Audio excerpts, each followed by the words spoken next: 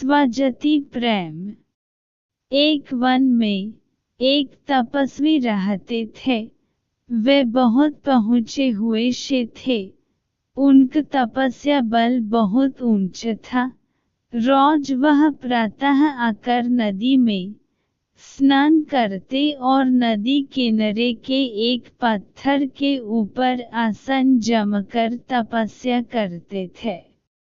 निकट ही उनकी कुटिया थी, जहाँ उनकी पत्नी भी रहती थी।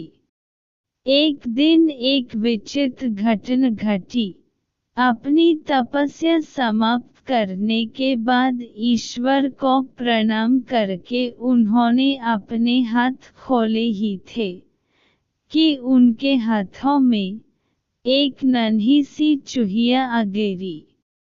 वास्तव में आकाश में एक चिल पंजों में उस चूहिया को दबाए उड़ी जा रही थी और संयोगवश चूहिया पंजों से छूटकर गिर पड़ी थी। ऋषि ने मौत के भय से थर थर कांपती चूहिया को देखा। ऋषि और उनकी पत्नी के कोई संतान नहीं थी। कई बार पत्नी संतान की इच्छा व्यक्त कर चुकी थी। ऋषि दिलास देते रहते थे। ऋषि को पता था कि उनकी पत्नी के भाग्य में अपनी कोख से संतान को जन्म देकर मां बनने का सुख नहीं लिखा है। किस्मत का लेखा तो बदला नहीं जा सकता, परंतु अपने मुंह से यह सच्चाई बताकर वे पत्नी का दिल नहीं दुखाना चाहते थे।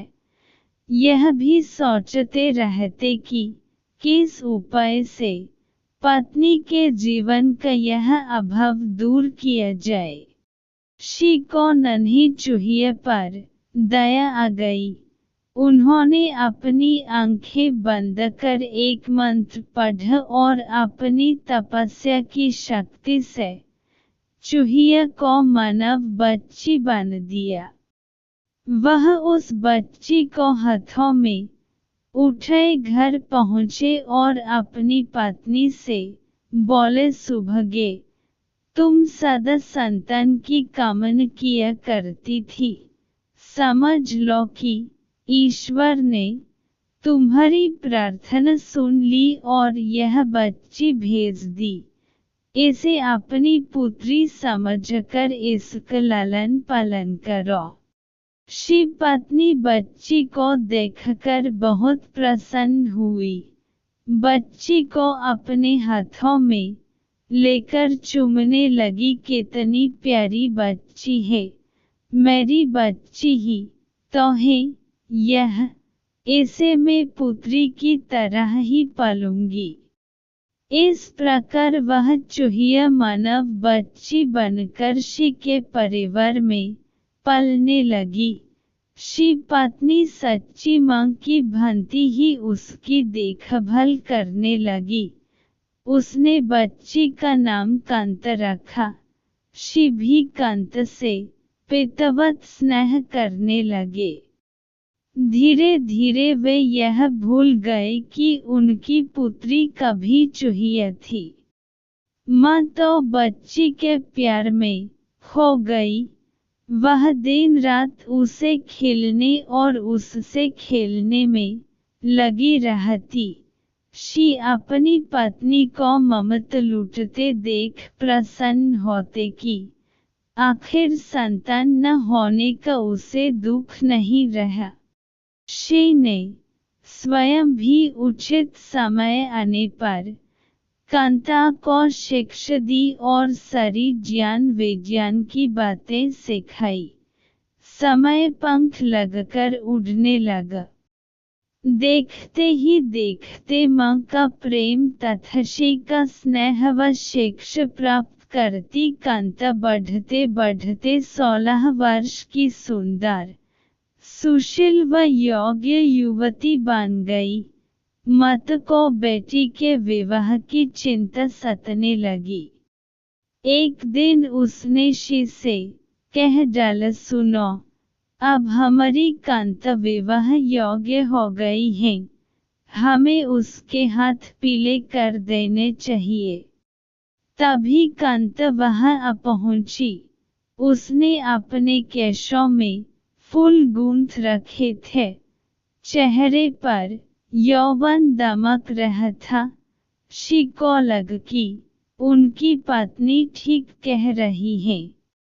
उन्होंने धीरे से अपनी पत्नी के कान में कहा, मैं हमारी बिटिया के लिए अच्छे से अच्छा वर ढूंढ निकलूंगा। उन्होंने अपने तपोबल से सूर्यदेव का आवाहन किया। सूर्य ऋषि के सामने प्रकट हुए और बोले, प्रणाम मुनिश्री, कहिए आपने मुझे क्यों स्मरण किया, क्या आज्ञा है? ऋषि ने कांता की ओर इशारा करके कहा, यह मेरी बेटी है, सर्वगुण सुशील है, मैं चाहता हूँ कि तुम इससे विवाह कर लो।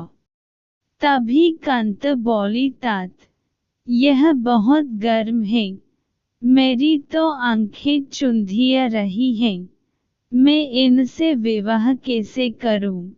न कभी इनके निकट जा पाऊंगी, न देख पाऊंगी। ऋषि ने कांता की पीठ थपथपाई और बोले, ठीक है, दूसरे और श्रेष्ठ वर देखते हैं। सूर्यदेव बोले, शिवर बदल मुझसे श्रेष्ठ हैं, वह मुझे भी ढक लेते हैं, उससे बात कीजिए। ऋषि के बोलने पर बादल गरजते लरजते और बिजलियां चमकते प्रकट हुए। बादल को देखते ही कांता ने विरोध किया, तात, यह तो बहुत काले रंग का है, मेरा रंग गोर है, हमारी जोड़ी नहीं जमेगी।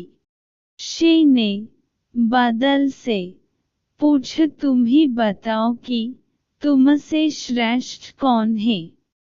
बादल ने उत्तर दिया, पवन, वह मुझे भी उड़कर ले जाते हैं, मैं तो उसी के इशारे पर चलता रहता हूँ।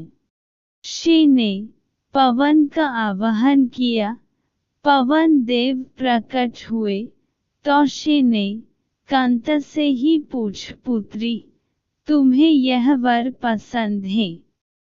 कांता ने अपना सिर हिलाया, नहीं तात, यह बहुत चंचल है, एक जगह टिकेगा ही नहीं, इसके साथ गृहस्थी कैसे जमेगी? ऋषि की पत्नी भी बोली, हम अपनी बेटी पवन देव को नहीं देंगे, दामाद कम से कम ऐसा तो होना चाहिए जिसे हम अपनी आंख से देख सकें। ऋषि ने पवन देव से पूछा, तुम ही बताओ कि तुमसे श्रेष्ठ कौन है? पवन देव बोले, शिवर पर्वत मुझसे भी श्रेष्ठ है, वह मेरा रास्ता रोक लेते हैं। ऋषि के बुलवे पर पर्वतराज प्रकट हुए और बोले, शिवर आपने मुझे क्यों याद किया? ऋषि ने सारी बात बताई। पर्वतराज ने कहा, पूछ लीजिए कि आपकी कन्या को मैं पसंद हूँ क्या? कांता बोली, ओह, यह तो पत्थर ही पत्थर है, इसका दिल भी पत्थर का होगा। ऋषि ने पर्वतराज से उससे भी श्रेष्ठ वर बताने को कहा तो पर्वतराज बोले, चूहा मुझसे भी श्रेष्ठ है, वह मुझे भी छेदकर बिल बनकर उसमें रहता है। पर्वतराज के ऐसा कहते ही एक चूहा उनके कानों से निकलकर सामने आ कूदा। चूहे को देखते ही कांता खुशी से उछल पड़ी, तात, तात, मुझे यह चूहा बहुत पसंद है, मेरा विवाह इसी से कर दीजिए। मुझे इसके कान और पूंछ बहुत प्यारे लग रहे हैं। मुझे यही वर चाहिए। शी ने मंत्र बल से एक चूहिया को तो मनवी बन दिया, पर उसका दिल तो चूहिया कहीं रहा। शी ने कंत को फिर चूहिया बनकर उसका विवाह चूहे से कर दिया और दोनों को विद किया।